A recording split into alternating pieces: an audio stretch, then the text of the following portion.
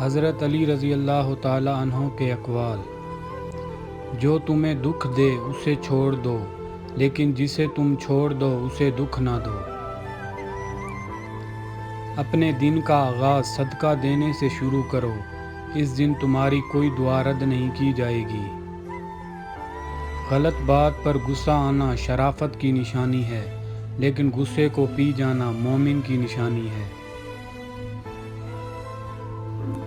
ہمیشہ سمجھوتا کرنا سیکھو، کیونکہ تھوڑا سا جھک جانا کسی رشتے کو ہمیشہ کے لیے توڑ دینے سے بہتر ہے۔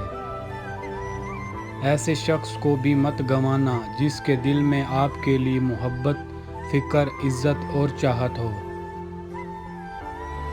اگر رزق عقل و دانش سے ملتا تو جانور اور بیوقوف زندہ ہی نہ رہتے۔